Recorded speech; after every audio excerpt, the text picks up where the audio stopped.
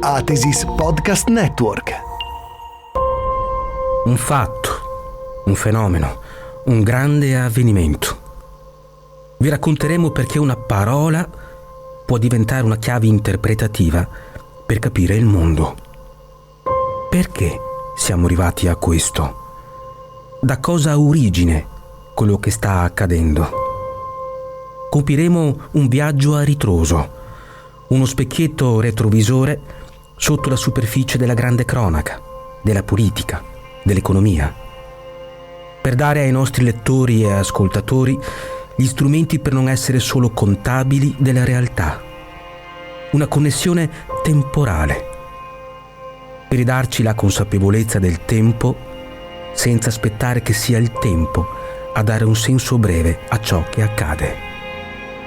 Sono Massimo Mamoli, direttore dell'Arena, di Brescia Oggi e direttore editoriale della Gazzetta di Mantova. E questa è Tabula Mundi.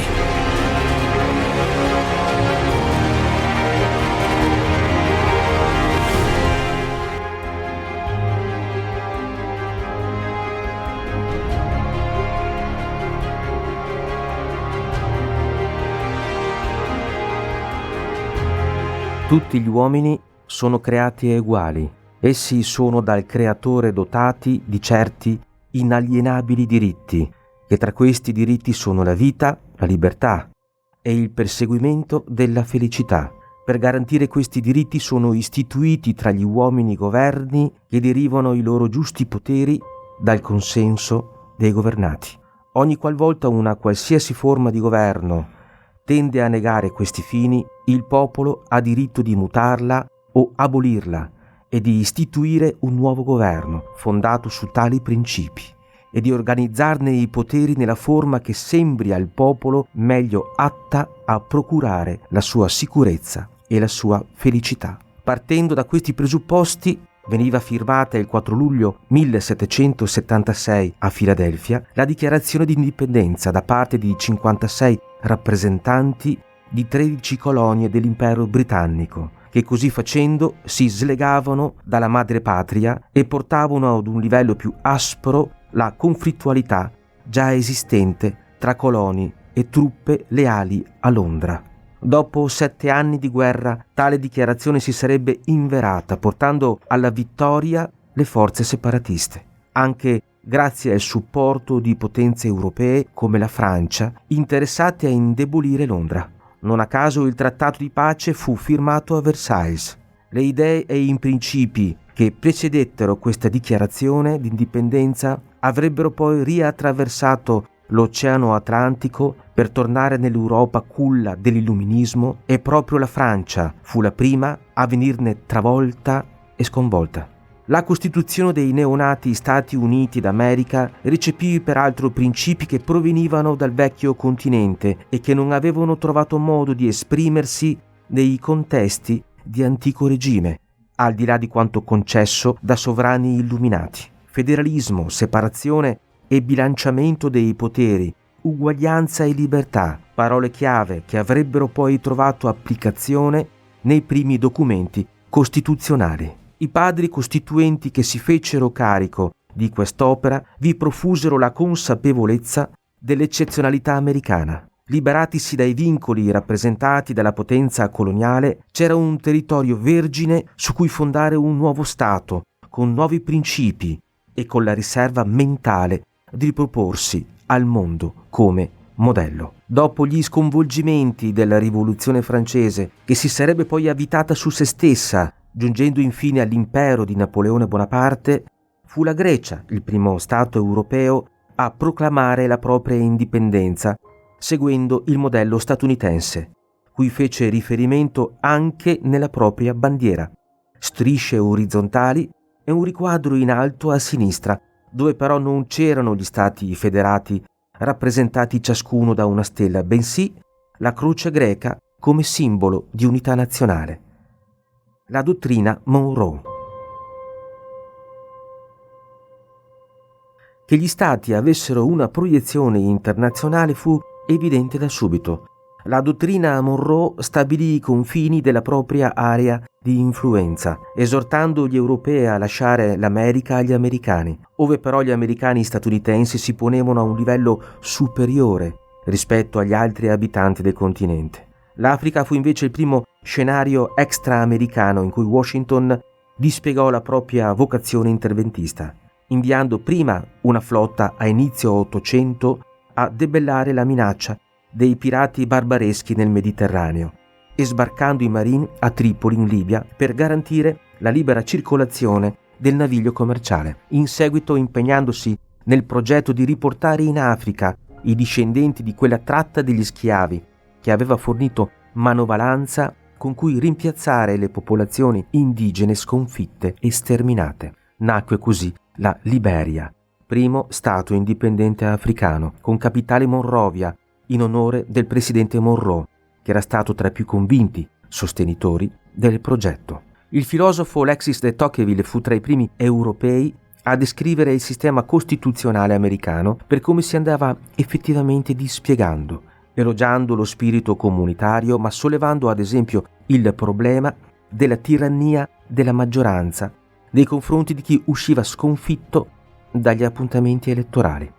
Liberatisi dai dominatori britannici, venuti a patti e transizioni con i francesi per acquistare i loro possedimenti lungo la valle del Mississippi, e con gli spagnoli per quanto concerne la Florida, gli americani iniziarono la corsa verso il Pacifico, eliminando le popolazioni native che già avevano pagato un tributo di sangue di fronte all'avanzata dei primi coloni lungo la costa occidentale e poi schierandosi a fianco di francesi o inglesi nella guerra dei 7 anni.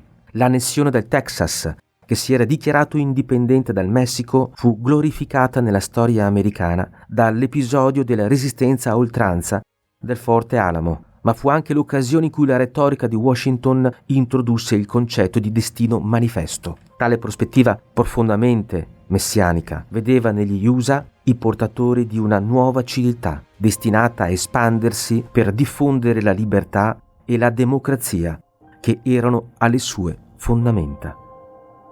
I nodi. L'enorme Stato federale che andava così strutturandosi non era privo di criticità al suo interno, che finirono per polarizzarsi lungo l'asse nord-sud. Protezionismo contro economia orientata all'esportazione, sviluppare l'industria con la manovalanza a buon mercato in arrivo dall'Europa contro il lavoro degli schiavi dei campi di cotone, uno Stato centrale sempre più solido contro il rispetto delle autonomie. Questa dialettica sarebbe infine sfociata nella sanguinosa guerra civile del 1861-65, che avrebbe segnato la sconfitta dei separatisti confederati. Poteva così ripartire la conquista del selvaggio West, in cui si riversavano i coloni provenienti dall'Europa in cerca di fortuna, avventurieri e famiglie in cerca di una terra promessa i cui abitanti originari venivano confinati in riserve o sterminati. Raggiunto l'Oceano Pacifico e una dimensione continentale supportata da una robusta economia industrializzata, gli Stati Uniti cominciarono a ritagliarsi un ruolo nella politica internazionale, dapprima forzando il Giappone ad aprirsi ai commerci con il resto del mondo, poi sconfiggendo gli spagnoli nel 1898 e prendendo il controllo di Cuba e delle Filippine. Da questi presupposti poi si giunse al coinvolgimento decisivo nelle 2 guerre mondiali. Dopo la Prima Guerra Mondiale, le pulsioni isolazioniste e repubblicane rovesciarono l'interventismo democratico, mentre nel secondo dopoguerra ci fu maggiore consapevolezza nell'assumersi un ruolo di leadership mondiale, anche perché erano già ben delineati i contorni della guerra fredda. Nel vecchio continente vincitori e vinti erano usciti devastati dal conflitto e sarebbero facilmente crollati di fronte all'Unione Sovietica, che già aveva piazzato governi satelliti nell'Europa orientale. L'alleanza militare della NATO sarebbe stata la longa manus di Washington in Europa, mentre sotto l'egida delle neonate Nazioni Unite le truppe americane intervennero nella guerra di Corea a sostegno di Seul, invasa dalle forze del nord comunista. Gli anni 50 segnarono l'apogeo dell'ottimismo e dello stile di vita americano, improntato al consumismo e al benessere diffuso, anche se persistevano sacche di povertà e retaggi di pregiudizi razziali. Nel 1959 le Hawaii entrarono a far parte degli Stati Uniti d'America, che poterono così aggiungere la 50ª stella sulla propria bandiera. Gli anni 60.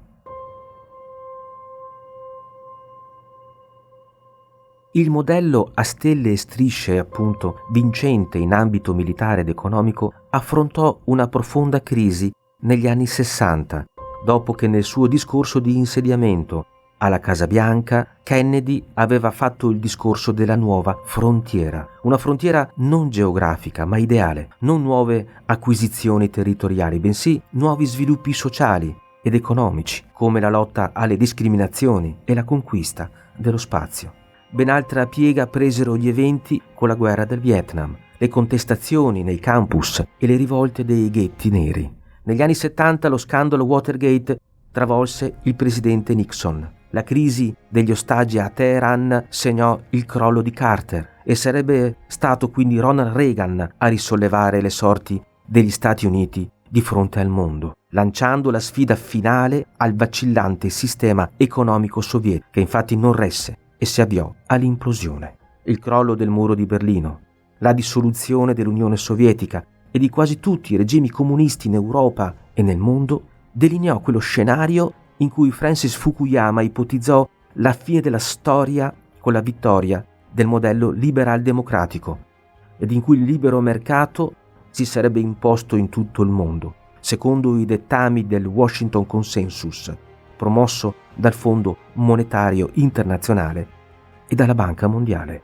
L'intervento di Bush Senior nella prima guerra del Golfo consolidò la postura degli Stati Uniti come unico guardiano del mondo libero in una fase geopolitica unipolare, e gli interventi di Bill Clinton per porre fine alle guerre nell'ex Jugoslavia ribadirono tale concetto, evidenziando inoltre l'inerzia delle organizzazioni comunitarie europee, in cui la Germania unificata imponeva nuovi assetti e strategie. L'11 settembre 2001 segnò la fine dell'ottimismo diffuso e si realizzarono ben più drammatici scenari dello scontro di civiltà su cui già aveva richiamato l'attenzione Samuel Huntington. Contestualmente l'ascesa di Vladimir Putin in Russia e il consolidarsi del socialismo di mercato in Cina ponevano due antagonisti di rilievo nell'arena internazionale di fronte allo zio Sam. Impero del disordine?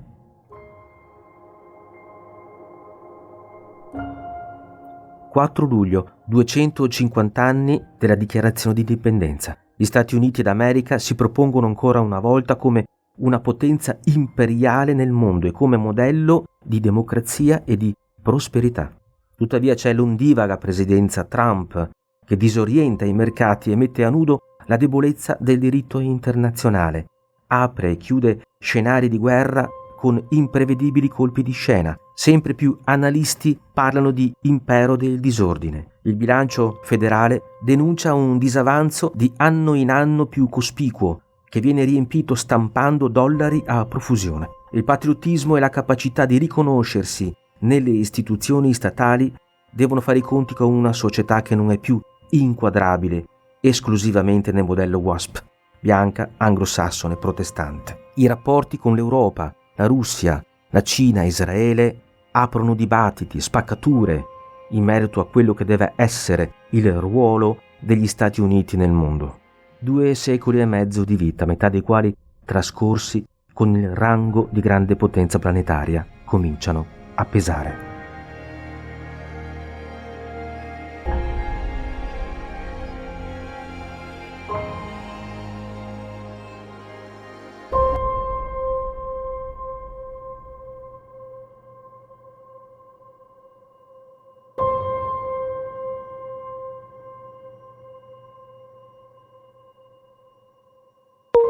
Atesis Podcast Network.